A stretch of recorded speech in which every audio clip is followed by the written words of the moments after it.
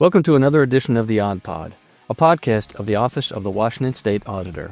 The State Auditor's Office, or SAO for short, works on behalf of the public to promote accountability and transparency in government. You can learn more at sao.wa.gov. I'm Mike Carter, a communications specialist for the State Auditor's Office. Today's guest on the Aud Pod is Debbie Pennick. Debbie is the Assistant Director for the Center for Government Innovation, a special service of the State Auditor's Office that provides tools, training, guides, and services for local governments throughout Washington State to help them run more efficiently and effectively. Thanks for coming on, Debbie, and I'll just jump right into it.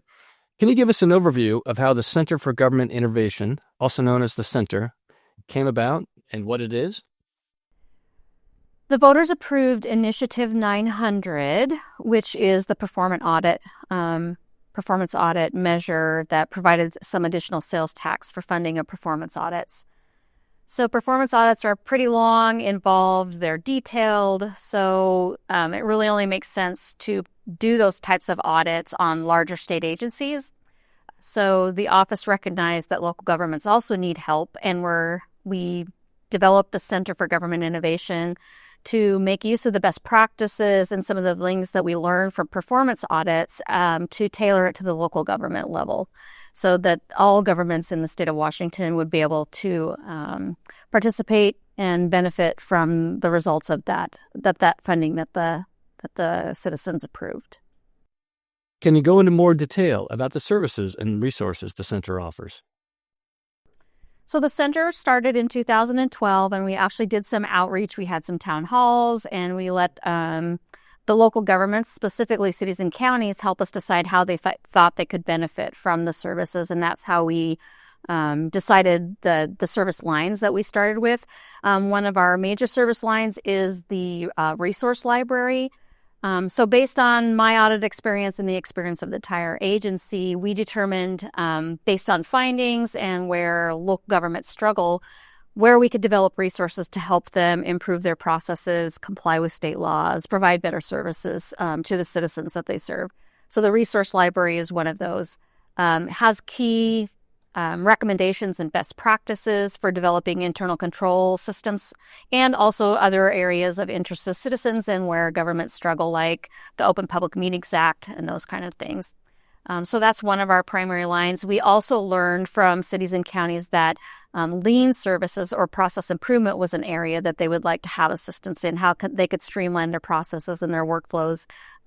We provide technical assistance. We have a lot of the employees that we have in the small work unit grew up through audit in the state auditor's office. So we have extensive audit background, legal compliance understanding, and understanding of the federal single audits. So we provide one-on-one technical assistance by email, over the phone. One of our latest services that we added because of the risk that we have been identifying related to cybersecurity is we added a cybersecurity specialist a couple of years ago. So we provide cybersecurity, what we call checkups, where local governments can get a baseline of some of the basic things. Do you have good password systems? Do you use MFA? Do you have good standard hygiene policies for your cybersecurity to keep yourself safe from cyber threats? So that's one of our newer services. So those are the primary service areas that we have. The other thing that we have is the financial intelligence tool, which is known as FIT. Since all of local governments are required to submit their annual reports of their financial activity to us every year. It's an online, automated, more visual way to review financial information. If you're not a fan of spreadsheets, this gives you great visuals and graphs to help you look at your financial analysis.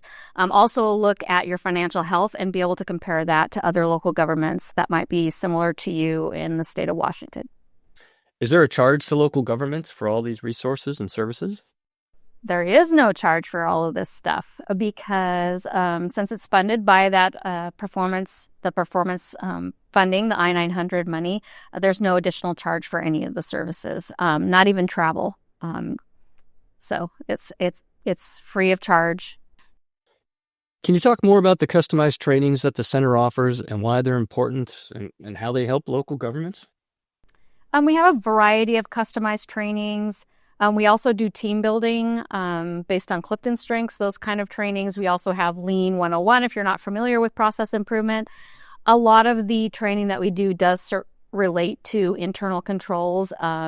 It's the area that it's just important for all elected or appointed officials and those employees of local governments that are key to the financial processes to understand how to develop a process and a workflow that minimizes the opportunity for there to be fraud.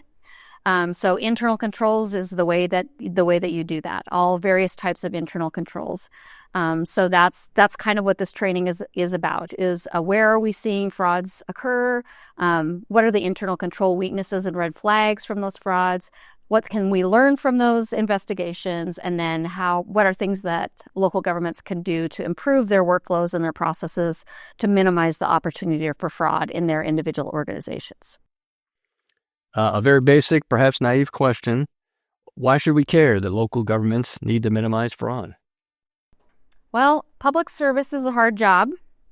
And, officials were elected in or appointed into their positions to be good stewards of the resources that they help monitor and manage for the citizens of the state of Washington.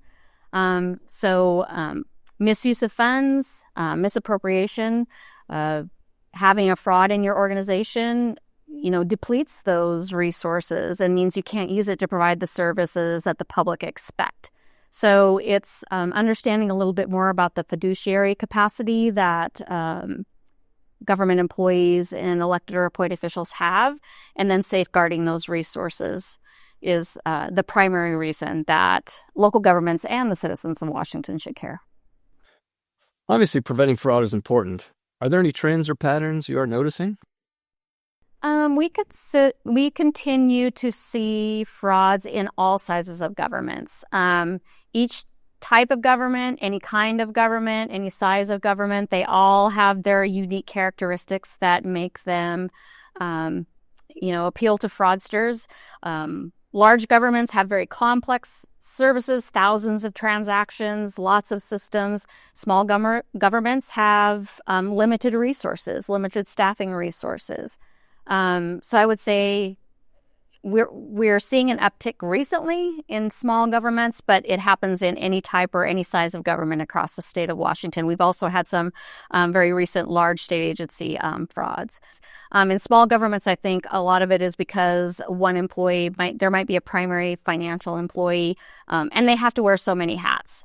That one of the key controls that we're always pounding on is segregation of duties. It's harder to do in a smaller organization where you might have your elected or appointed body and then one primary finance person.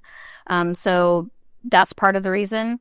I would say it's also taking the time where I think local governments are stretched so thin with the expectations of what they have to get done in the day that some of the things that we might think should be secondary slip by the wayside. Mostly that I would say that's monitoring and review of everyone's work. I like to say that trust is not an internal control. I think initially we trust everyone to do their job and have the best interest at heart. But circumstances can come up that if there's an opportunity provided for an employee to partake in a fraud or act in a fraudulent manner, if we allow them the opportunity and they think no one's looking, it just makes it easier.